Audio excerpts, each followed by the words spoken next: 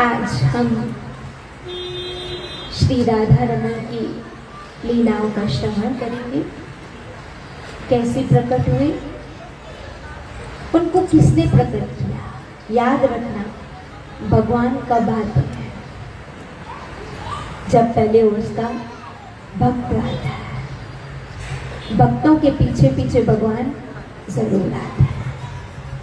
कहीं भी वृंदावन में खुद से ठाकुर नहीं आए, पहले कौन आया? भक्त आया। इसे कहते हैं भगत के वश में है भगवान। हमेशा पहले भक्त आते हैं और भक्त के पीछे हमेशा भगवान आते हैं। तो राधा रमन को प्रकट किया गोपाल भट्ट गोस्वामी। कैसे? आइए सबसे पहले हम छोटी सी कथा गोपाल भट्ट जी की सुनते हैं, तब जाके हमको राधा रमन की लीला समझ में आएगी। बहुत ध्यान से सुनने का प्रयास कीजिएगा। जब चैतन्य महाप्रभु भ्रमण करने लगे तो एक दिन चैतन्य महाप्रभु भ्रमण करते करते, याद रखो साधु संत महापुरुष कहीं भी जाते हैं, मतलब समझो कोई ना कोई इसके पीछे रहस्य है। किसी का उद्धार करने जाएंगे, किसी को दर्शन देने जाएंगे, किसी का कल्याण करने, वो हमको नहीं समझ में आता है। चैतन्य महाप्रभु का उद्देश्य था गोपाल भट्ट गोस्वामी से मिलने का। गाय माता तो जब गोपाल भट्ट गोस्वामी से मिलने का था तो चैतन्य महाप्रभु उस दिशा में गए। कथा लंबी है, बहुत शॉर्ट में बोलनी पड़ेगी, नहीं तो सिर्फ इसी में ही हमारा 1.5 घंटा चला जाएगा। तब उनके पिताजी थे, 3 भाई थे जो गोपाल भट्ट के पिता थे, उनके 2 भाई थे और उनका नाम था वैकुंठ भट्ट। संतों में बड़ी आस्था श्रद्धा, घर में भजन कथा कीर्तन रहता था। जिस घर में कथा कीर्तन भजन साधु सेवा नहीं होती है, शास्त्र कहते हैं वो घर शमशान है। मैं नहीं कह रही, आपके घर में साधु संत वैष्णव भक्तों का आना जाना होना चाहिए। कथा कीर्तन 1 महीने 2 महीने 3 महीने में कोई भक्तों को बुलाया, बैठ के कथा कीर्तन किया, ये गृहस्थ का धर्म है, नियम होना चाहिए। क्यों? जागर कथा कीर्तन नहीं, संत नहीं मजमाना, तागर यम डेरा डाले। उस घर में यम के दूत डेरा डालते हैं। क्यों? क्योंकि उस घर में कथा कीर्तन भजन सिमरन नहीं होता है। आप बोलोगे हमारे घर वाले नहीं मानते, हम क्या करें? आप कर लो, घर में बैठ के एक माला जोर से कर लो, हरे कृष्णा कृष्ण कृष्ण हरे हरे, हरे राम राम राम। नहीं तो वो घर शमशान है, वो मन शमशान है जिस मन में हरि नाम नहीं है, हरि कथा नहीं। इसलिए गोपाल भट्ट जी के घर में भजन कथा कीर्तन होता रहता। एक दिन चैतन्य महाप्रभु भ्रमण करते वहां गए। तो भ्रमण करते उन्होंने सुबह से कुछ खाया नहीं। आज पहली बार वैकुंठ भट्ट ने चैतन्य महाप्रभु के दर्शन किए। संत के दर्शन करके मन गदगद हो जाता है और ऐसा लगता है जैसे मानो इनसे कोई रिश्ता हो हमारा। एक अपनेपन का भाव आता है, जैसे कोई अपने हो। संसार में लोग अपनों को भी पराया कर देते हैं, संत परायों को भी अपना बना देते हैं। ये संतों की विशेषता है। ऐसे देख के लगता है कि जैसे कोई रिश्ता, जैसे कोई अपने हो। हमारे बापूजी 2 दिन से हमको सत्संग में बात समझा रहे हैं। कभी कभी रिश्तेदारों में भी अपनापन नहीं होता है, और कभी कभी ऐसा होता है जो अपने होते हैं ना, उनसे कोई रिश्ता नहीं होता है, फिर भी वो पता नहीं क्यों अपने से लड़ने लगते हैं। कोई ब्लड रिलेशन नहीं होता है, लेकिन अपनेपन का फील आता है, और वो वास्तविक अपना होता है। इसी वैकुंठ भट्ट ने महाप्रभु को देखा, जैसे लगा कि इन्हीं की तलाश थी, मन इनको ही ढूंढ रहा था जैसे। तब उन्होंने कहा, ब्राह्मण थे जाति के, मुझे पता है कि आप किसी के घर भोजन नहीं करते, लेकिन मैं ब्राह्मण हूं, आप मेरे घर चलिए, प्रसाद ग्रहण कीजिए। चैतन्य महाप्रभु ने कहा, अगर मैं प्रसाद लेने बैठ जाऊंगा तो विलंब हो जाएगा। तब उन्होंने कहा, हम बहुत जल्द आपको प्रसाद प्रदान कर लेंगे, आप चलिए तो सही, आपने कुछ भी नहीं खाया है। सुनिएगा, चैतन्य महाप्रभु तो आए उसके लिए थे। चैतन्य महाप्रभु ने कहा, चलिए। जैसे ही चैतन्य महाप्रभु उनके घर गए, तब गोपाल भट्ट गोस्वामी मात्र 10 साल के थे। कितने? 10 साल के थे। छोटी सी उम्र में महाप्रभु को देखा, देखते ही रह गए, देखते ही रह गए। इतना सुंदर स्वरूप, इतना सुंदर, क्यों? क्योंकि महाप्रभु अर्थात राधा और कृष्ण मिश्रण, मिलन, और गोपाल भट्ट सखी थे, मंजरी सखी थे। इसलिए चैतन्य महाप्रभु उनको लेने ही आए थे। अब गोपाल भट्ट का मन चैतन्य महाप्रभु में लग गया। अब चैतन्य महाप्रभु ने कहा, कल हम यहाँ से जाने की तैयारी करेंगे। तब वैकुंठ भट्ट उनके पिता ने कहा, आज तो एकादशी की तिथि है, आपको पता है एकादशी में कोशिश करके यात्रा नहीं करनी चाहिए। और उसके बाद चतुर्मास है, क्या है? चतुर्मास। चतुर्मास में साधु संत महापुरुष क्या करते हैं? एक जगह डेरा डालते हैं और 4 महीने भागवत कथा करते हैं। तो मेरा आपसे निवेदन है, आप 4 महीने यही रहिए। पहले लाए खाली एक टाइम भोजन करो, फिर आए 4 महीने यही रुको। भक्त बड़े लालची होते हैं, और संग मिले, और संत का संग मिले, और सेवा मिले। हमारी तरह नहीं, बने तो जान छूटे, अल्लाह का देना। हमारी तरह नहीं है, श्री राधे। उनको लोभ होता है और संग मिले, और कथा कीर्तन मिले, ताकि जन्म सफल हो जाए।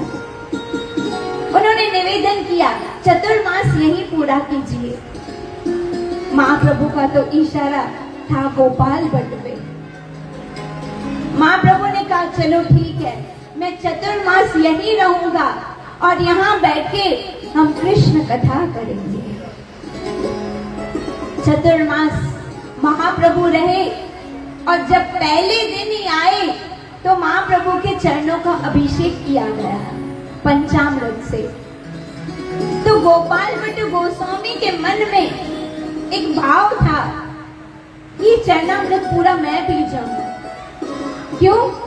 क्योंकि याद रखो, उन चरणों में, उस चरणामृत में भक्ति छुपी हुई है।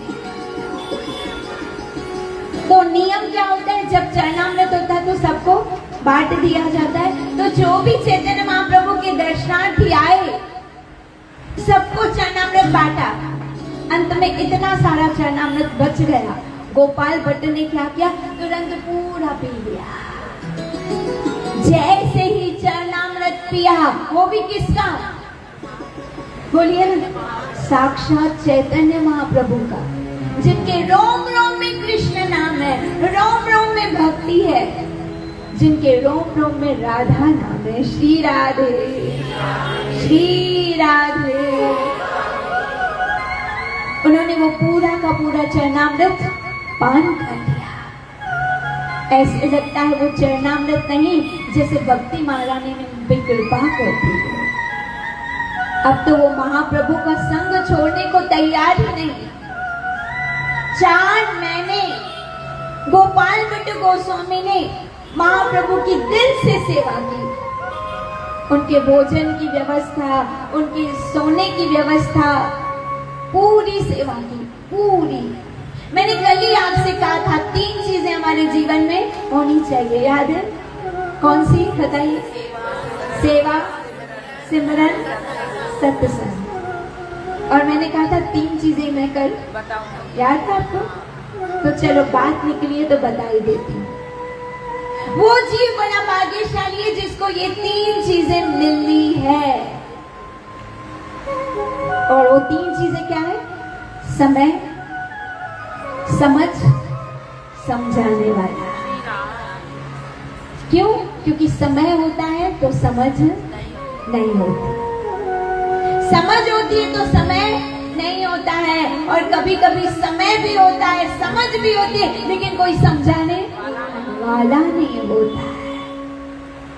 अपने जीवन में ऑब्जर्व करो, क्या ये 3 चीजें मेरे जीवन में है? समय है, समझ है। क्या समझ? कि मुझे भजन करना चाहिए, मुझे हरि के शरणागत हो जाना चाहिए। क्यों? क्योंकि समय का कोई भरोसा नहीं है। इससे तो गुरु नानक देव ने कहा, काल करे सो आज कर, आज करे सो अब कर। और अभी से बोलो हे गोविंद, सब बोलो हे गोविंद। सबकी आवाज नहीं आ रही, और जोर से। मैं आपकी शरण में, मैं आपकी शरण में। ये है सही समझ। समय भी है और समझ भी है। मैं आपको प्रैक्टिकल उदाहरण देती हूँ। अभी एक स्त्री बिस्तर पे थी, मैं उससे मिलने गई। उनके घर वालों ने कहा कि कई दिनों से खाना पीना बंद है। ऐसे समय पे ही लोग हमको याद करते हैं, श्री राधे आप आइए, थोड़ा नाम सिमरन करवाइए। आप विश्वास करो, वो स्थिति देख के मुझे बड़ी दया आई। मैं अभी रिसेंट वहां से आ रही हूँ। कुछ होश नहीं है, कुछ भी होश नहीं है। उसको चीटी काट, ऐसे नहीं, हम सिंधी में क्या बोलते हैं, चूंडी चूंडी, उसको वो भी पता नहीं चल रहा है। आंखें खुली है, ऐसे पलकें झपक नहीं रही है। मुंह खुला हुआ है, पानी की बूंद जा नहीं रही है। कितना भी आवाज दो, अम्मा बोलो राम, आप तो बोलो अम्मा बोलो राम, नहीं निकल रहा है, नहीं निकल रहा है। उसको होश ही नहीं है। क्यों? समय निकल गया, समय निकल गया। समझ कब आई? जब समय निकल गया। हाँ, समय होते हुए राम नाम लिया होता तो आज ऐसी स्थिति ना होती। हमारे ऊपर कितनी कृपा है, समय है, समझ भी है, और गुरु कृपा से कोई समझाने कितनी कृपा। हमारे जीवन में गुरु है जो हमें समझाते हैं, अरे मन भजन कर, यही काम आएगा। ये स्थितियां देख के लगता है कि हम कितने लकी हैं, हमें सही समय पे सही समझाने वाला मिल गया है। अब बताओ, ऐसा व्यक्ति क्या भजन करेगा? हम चीख चीख के कह रहे हैं, अम्मा बोलो राम राम, कितना भी चीख रहे हैं, चिल्ला रहे हैं, उसके कानों में हमारी आवाज नहीं पहुंच रही है। मैंने ऐसा दृश्य देखा, आंखें खुली है, मैं कब से ऐसे ऐसे कर रही हूँ, लेकिन पलकें नहीं झपक रही है। कभी कभी लग रहा था कि सांस है भी या नहीं, और कह रहे कि कई दिनों से ऐसे ही पड़ी है, कई दिनों से पड़ी है। अब बताओ, सही समझ, समय समझाने वाला होना चाहिए कि नहीं? बताओ क्यों? अब उसके पास न समय है न समझ है, और अगर समझाने वाला भी है तो सुनने की शक्ति भी नहीं है।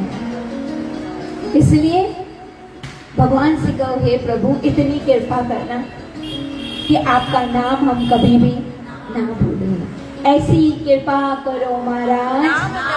नाम न बिसरे। ऐसी कृपा करो महाराज, नाम न बिसरे। अब गोपाल भट्ट ने खूब सेवा की, जिन सेव्या तिन पाया। याद रखो, इन हाथों से, इस शरीर से जिसने सेवा की है ना, उस शरीर का अंग अंग धन्य हो जाता है, धन्य हो जाता है। और जिसने इस तन को पाके, मनुष्य तन को पाके सेवा नहीं की, सतगुरु की सेवा नहीं की, भगवान की सेवा नहीं की, गौ की सेवा नहीं की, माता पिता की सेवा नहीं की, उसका जीवन व्यर्थ है, व्यर्थ है उसका जीवन। भगवान कहता है, अरे मैंने तुझे खामखाई मनुष्य बनाया, इससे अच्छा तू जानवर बनाया, तुझे खामखाई मनुष्य बनाया। क्यों? तन तो दिया, लेकिन तूने तन से सेवा नहीं की। इसे देखो, हमारे जीवन में सेवा है या नहीं है? या गुरु की, गोविंद की, गाय माता की, माता पिता की, ठाकुरों की है तो समझना हमारे ऊपर बड़ी कृपा है। और नहीं है तो आज से शुरू कर दो, छोटी मोटी सेवा शुरू करो, लेकिन करो, नहीं तो जन्म व्यर्थ चला जाएगा। गोपाल भट्ट गोस्वामी ने सेवा की, चतुर्मास पूरे हुए, महाप्रभु जाने लगे गोपाल भट्ट का मन लग नहीं रहा है कहीं, आप चले जाओगे, अब मेरा क्या होगा? मुझे भी अपने साथ ले चलो, जहां आप रहोगे वहां मैं रहूंगा, मुझे अपने साथ ले चलो। महाप्रभु हंसने लगे, बेटा अभी तुम्हारी उम्र नहीं हुई है, थोड़े बड़े हो जाओ, थोड़े बड़े हो जाओ। भगवान कृष्ण तुमसे बहुत बड़ा काम करवाना चाहते हैं, तुम थोड़े बड़े तो हो जाओ, लेकिन अब मेरा मन नहीं लग रहा है।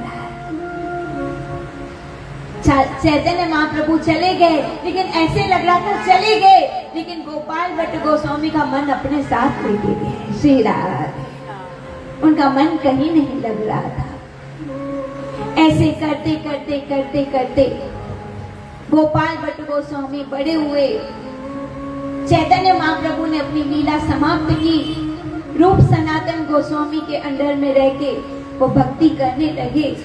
एक बार नेपाल की तरफ गंडकी नदी में उनको शालिग्राम जी मिले। कौन मिले? शालिग्राम जी। और कितने शालिग्राम लाए? 12 शालिग्राम लाए। कितने?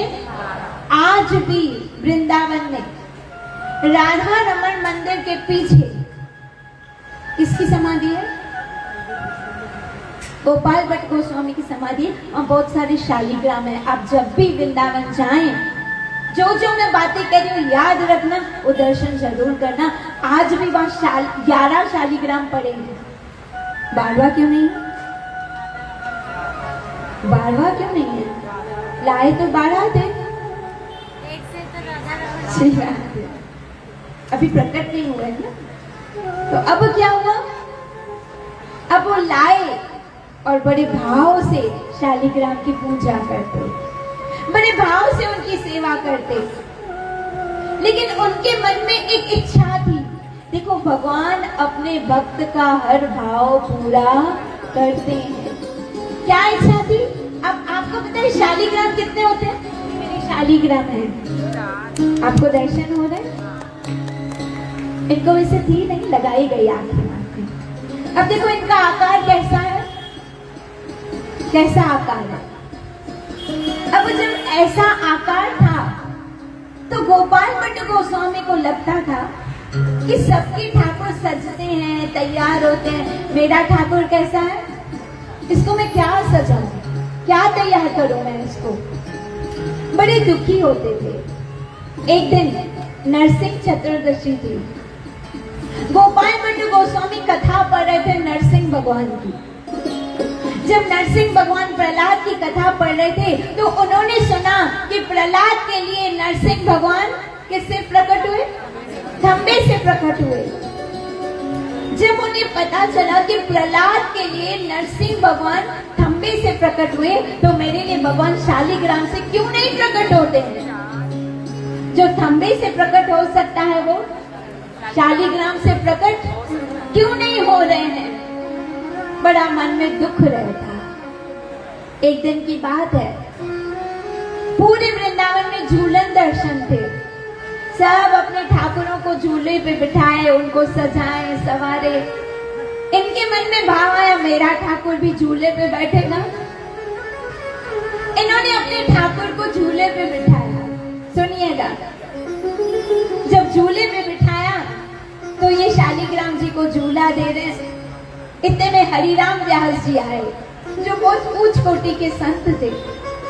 उन्होंने कहा मैं सारे मंदिरों के दर्शन कर रहा हूँ, चलो गोपाल भट्ट के ठाकुर के भी दर्शन करके आऊं। अब जब गोपाल भट्ट के दर्शन करने आए तो इन्होंने क्या किया था? शालिग्राम को चंदन लगाया था। क्या लगाया था? पीले कलर का चंदन। हरिराम व्यास जी ठाकुर जी की महिमा करने में नंबर 1 थे। जहाँ जाते थे एक से एक ठाकुर की महिमा करते थे। गोपाल भट्ट ने कहा मेरे ठाकुर की भी महिमा करो ना। हर एक को लगता है ना कि मेरे कृष्ण की महिमा बढ़े। उन्होंने कहा कि मेरे ठाकुर की महिमा करो। तो हरिराम व्यास जी थोड़ा मस्ती में आ गए। भक्तों की मस्ती होती है। बोला तेरा ठाकुर तो ऐसा है जैसे करी में पकोड़ा। क्या कहा? कौन सी शेप है? बोलना नहीं, आप बात लगेगा सीधा समझ जाओ खाली। बोला तेरा ठाकुर तो ऐसा है जैसे करी में पकोड़ा, काला इतना है जैसे बैंगन। इसने बोला महिमा करो या इंसल्ट करो ठाकुर की? इनको बड़ा बुरा लगा।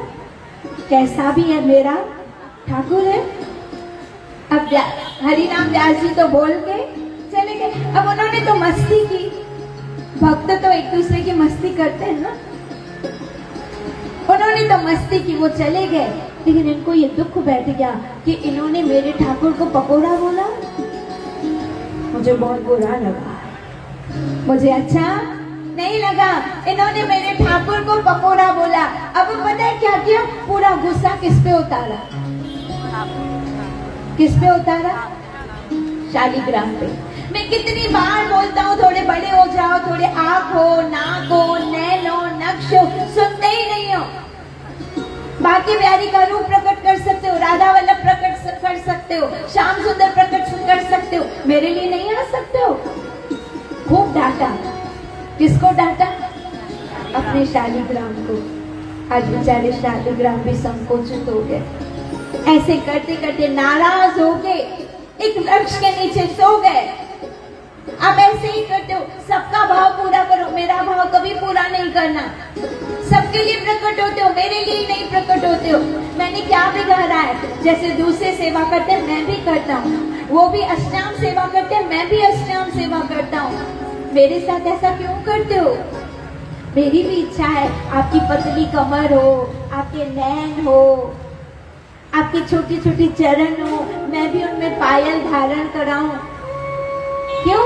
क्योंकि एक दिन एक व्यक्ति था जिससे सारे ठाकुरों के लिए श्रृंगार लिया और सब ठाकुरों को श्रृंगार भेंट किया। वो भी गोपाल भट्ट के मंदिर में आए, कहा तुम्हारे ठाकुर को दिखाओ तो मैं उनके लिए श्रृंगार दूं। इन्होंने शालिग्राम दिया, बुलाने लगे शाह श्रृंगार दिया, कुछ आई ना, कोई नक्श ही नहीं, क्या दूं? फिर गोपाल भट्ट को दुख हुआ कि सब मेरे ठाकुर को ऐसे बोलते हैं। आज तो पूरा गुस्सा उतारा किस पे? शालिग्राम जी पे। नाराज होके सो गए। रोते रोते रोते रोते नींद आई।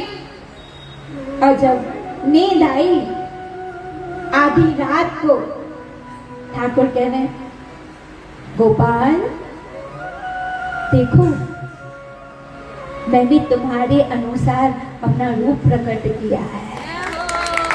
मैंने तुम्हारे अनुसार अपना रूप प्रकट किया है। देख रहे तो एक कपड़ा लगा हुआ है, कपड़ा हटाया तो देखते हैं राधा रमन लाल की, श्री राधा रमन लाल की, श्री राधा रमन लाल की, श्री राधा रमन लाल की। राधा रमन लाल प्रकट हो गया है। कैसे? जैसे उन्होंने सोचा था, पतली कमर, छोटा सा कद। अब शालिग्राम में माता इतना ही निकल लो, फिर वडो करना निकल लो श्री राधे। इसलिए राधा रमण सबसे छोटे ठाकुर है। जैसी आंखें चाहिए थी वैसी आंखें, बस तुम जो रूप चाहते थे ना, देखो मैंने अपना वैसा रूप बना दिया। गोपाल भट्ट गोस्वामी की आंखों से दर दर आंसू बह रहे हैं, समझ में नहीं आ रहा है। अब तो भाई जो तैयारियां हुई है, वृंदावन में बात फैल गई, हर एक मंदिर में कोने कोने में ये बात फैल गई, शालिग्राम से ठाकुर प्रकट हो गए, शालिग्राम से ठाकुर प्रकट हो गए। सारे साधु संत जमा हो गए। हरिराम व्यास जी से कहा गया, शालिग्राम से ठाकुर प्रकट हुए। बोला अरे ऐसे कैसे हो सकता है, कल ही तो मैं देख के आया हूँ, मैं खुद बोल के आया करी में पकौड़ा। क्या बोल के आया? ठाकुर को भी बुरा लगा, मेरे को पकौड़ा बोलते। अरे हमें किसी को बोले अरे चढ़ा पकौड़ा, हमको भी बुरा लगेगा, ये तो ठाकुर है श्री राधे। लड़की को थोड़ी पकौड़ा बोलते हैं, उसको पकौड़ी बोलते हैं। पहले जमाने में बड़े बोलते थे चढ़ी पकौड़े, ऐसे बोलते थे। अब हमको ही बुरा लगे कोई चढ़ी पकौड़ी बोले तो ये तो ठाकुर है, उनको कैसे नहीं बुरा लगेगा। अब तो ठाकुर प्रकट हो गए। जब ठाकुर प्रकट हो गए तो उनका खूब अभिषेक हुआ, सारे साधु संत महापुरुष आए, उनका अभिषेक हो रहा है, उनको नहलाया जा रहा है। और आज राधा रमन लाल बड़ी प्रसन्न, बड़ी प्रसन्न। गोपाल भट्ट की खुशी का ठिकाना ना था। क्यों? याद रखो, जब भक्त का भाव पूरा होता है ना, तो भक्त को समझ में नहीं आता है मैं ठाकुर के लिए क्या करूं। मैंने तो झूठा मूठा गुस्सा किया, लेकिन इन्होंने मेरा भाव स्वीकार कर दिया। क्यों? सबसे ऊंची, सबसे ऊंची। अब तो क्या होने लगा, अब तो राधा रमण प्रकट हुए, अब तो लीलाएं करने लगे, एक से एक लीलाएं। कभी किसी भक्त के पास चले जाएं, कभी किसी को बोले मेरे लिए ये लेके आ, कभी वो। और एक एक व्यक्ति कहता गोपाल भट्ट क्या तो तेरे ठाकुर हैं। आज भी पूरे वृंदावन में जितने नखरे राधा रमन के उतने किसी के नहीं, इतने नखरे हैं इनके। अभी रिसेंटली हम एक दिन रात को गए दर्शन करने, देखो उनको कैसे सुलाया जाता है। जैसे ही हम गए तो बोला अब शयन आरती होगी। और पता है शयन आरती में क्या अनाउंस किया गया, जितने भी भक्त आए हैं कोई आवाज नहीं करेगा। क्यों? हमारे छोटे से ठाकुर अभी सोएंगे। इसे पिन ड्रॉप साइलेंट, किसी बच्चे की आवाज नहीं, कोई फोन की रिंग नहीं, इतनी भीड़, लेकिन पूरा शांत वातावरण। उनकी आरती की गई, घंटी नहीं बजाई। क्यों? क्योंकि फिर घंटी बजाएंगे तो नींद उड़ जाएगी उनकी। उनकी हल्के से आरती कर रहे हैं। किसी को कुछ कहना भी है तो इशारे में। और उस वक्त पता है क्या चल रहा था? बंसी की धुन चल रही थी। और बंसी की धुन में क्या चल रहा था पता? बंसी की धुन में ऐसे जैसे कृष्ण गाय चरा के आते थे तो कैसे बंसी की तान बजती थी, जैसे वैसे। थोड़ी देर के लिए कल्पना करो, राधा रमन शयन कर रहे हैं,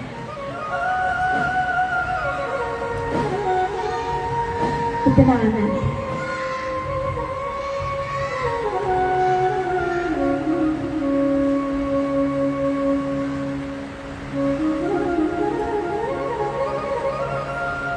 और सच में हमको फील हो रहा था कि अब उनकी आंखें नींद में भर गई है, अब उनकी आंखों में हल्की हल्की नींद आ रही है। अब राधा रमन जी शयन करेंगे और अक्सर रोज रात को उनको बंसी सुना के सुला दिया जाता है। ऐसे इनकी जो सेवा होती है पूरे वृंदावन में जितने भी ठाकुर हैं, माना जाता है कि इनको हद से ज्यादा लाड लगाया जाता है। राधा रमन जी जब रात को सोते हैं, गर्मी आपको पता है वृंदावन में तो बहुत ओवर गर्मी होती है, और मैं आपको थोड़ा डराऊं कि इस बार गर्मी ज्यादा होने वाली है, इसे थोड़ा पहले ही सावधानी बरतना। बाहर निकलने से पहले कुछ नारियल पानी, कुछ ठंडक कर लेना, क्योंकि गर्मी लग जाएगी। इस बार बहुत गर्मी होने वाली है, क्योंकि कलयुग का प्रभाव बढ़ रहा है। तो वृंदावन की गर्मी बड़ी खतरनाक होती है। तो रात को जब राधा रमन जी को सुलाया जाता है, तो उनके पास एक छोटा सा हांडा, छोटा सा मटका रखते हैं जिसमें पानी ठंडा रहे, और राधा रमन जी को अगर रात को प्यास लगे तो उसमें से पानी पी सकते हैं, क्योंकि आधी रात को तो कोई पुजारी नहीं आएगा। एक दिन की बात है, एक पुजारी रात की जिसकी सेवा थी, बहुत सारा फूल बंगला था, सब बहुत सेवा थी, फूल हटाना था, मंदिर को साफ रखना था, ठाकुर जी को शयन कराना था, इस चक्कर में वो पानी रखना भूल गए। वो पानी का मटका जो छोटा सा भर के रखते थे, वो मटका रखना भूल गए। जब मटका रखना भूल गए, राधा रमन जी की आंख खुली और उनको प्यास लगी। प्यास लगी, देखा आज तो गोसाई जी ने पानी नहीं रखा है। अब देखो ठाकुर जी को भी ये जो बुलाते हैं ना, वो भी वही है, याद भी यही कराते हैं, बुलवाते भी। इसी कृष्ण भगवत गीता में कहते हैं, सिमरण शक्ति भी मैं देता हूँ और विस्मरण शक्ति भी मैं देता हूँ। 15वें अध्याय का 15वां श्लोक है, पढ़ लीजिएगा। अभी उनको किसी न किसी भक्त का भाव पूरा करना था, इसके लिए पुजारी के दिमाग से निकल गया कि आज उसने पानी नहीं रखा। अब एक वृंदावन में राधा टीला पे एक भक्त भजन करते थे। वो पूरी रात सोते नहीं थे, पूरी रात भजन करते थे, पूरी रात सोते नहीं थे। आज भी वृंदावन में ऐसे भक्त हैं जो पूरी रात जागते हैं, मता कृष्ण कहीं आ जाए, कहीं से वो आ जाए, वो इंतजार करते रहते हैं कृष्ण का। अब राधा टीला पे वो बैठ के भजन कर रहे थे, हरे कृष्ण कृष्ण कृष्ण हरे हरे, हरे राम राम राम हरे। लेकिन वो भक्त ऐसे थे कि वो कभी भी राधा रमन मंदिर में नहीं आते थे। भक्त थे लेकिन मंदिर नहीं आते थे। हर एक भक्त का अपना नियम। उनसे कई लोग कहते हैं कि आप राधा रमन से इतना प्यार करते हो तो मंदिर क्यों नहीं आते हो? तो पता है क्या कहते, मैं क्यों जाऊं, वो खुद आएगा मेरे पास। मैं क्यों जाऊं, मैं उसका भजन करता हूँ, वो खुद मेरे पास। अभी ऐसा हम मत सोचे कि वहां नवे नम मंदिर पा नहीं दो, या नहीं दो, भगवान नहीं दो, ऐसा क्योंकि हमारा ऐसा भाव नहीं है, ऐसा भजन नहीं है। ये ऊंच कोटि के भक्तों की बात है, हमारे जैसे लोगों की बात नहीं है। हमें तो मंदिर जाना है। तो उन्होंने कहा मैं मंदिर क्यों जाऊं, क्यों, मैं दिन रात उसका भजन करता हूँ, कभी तो वो मेरे पास आएगा, कभी तो आएगा। मैं रोज तेरे दर आता हूँ, मैं रोज तेरे दर, कभी तुम भी मेरे घर आया करो, कभी तुम भी तो आओ ना गोविंद, मैं तो रोज आता हूँ, कभी तुम आओ। ऐसे करते करते आज वो पूरी रात, जैसे हमेशा का नियम था, बैठ के भजन कर रहे थे। एक छोटा सा लड़का, सांवला सलोना, अरे बाबा नींद नहीं आ रही है क्या, आधी रात हुई अभी तक जाग रहे हो? बाबा ने सोचा आधी रात को छोटा सा लड़का यहाँ क्या कर रहा है और मुझसे पूछ रहा है। बाबा ने कहा चल तेरा क्या काम? बोला तू इस वक्त कौन है? बोला कौन है बाबा, वो छोड़ दे, मेरे को बड़ी प्यास लगी, पानी पिला देना। बाबा से क्या कह रहे, पानी पिला दे, बड़ी जोरों की प्यास लगी है, थोड़ा सा पानी पिला दे। बाबा खुश हो गए, हाँ लाला क्यों नहीं। तुरंत उठे, माला रखी, आपको पता है पहले जमाने में वो होती थी घुग्गी टाइप ना, ऐसे फेस होता था, उसको झुकाते थे, हाँ सुरई टाइप। अब वो लड़का बच्चा हाथ ऐसे कर रहा और बाबा उसको पानी पिला रहा है। इतना पानी पी लिया, इतना प्यासा था, इतना, बाबा को लगा अभी बस पीता ही जा रहा है। पीने के बाद बोला बाबा बड़ा आनंद आ गया। क्यों, घर में पानी नहीं था क्या तेरे? बाबा पूछ रहे कि तू इतना दूर पानी पीने आया है, घर में पानी नहीं था क्या?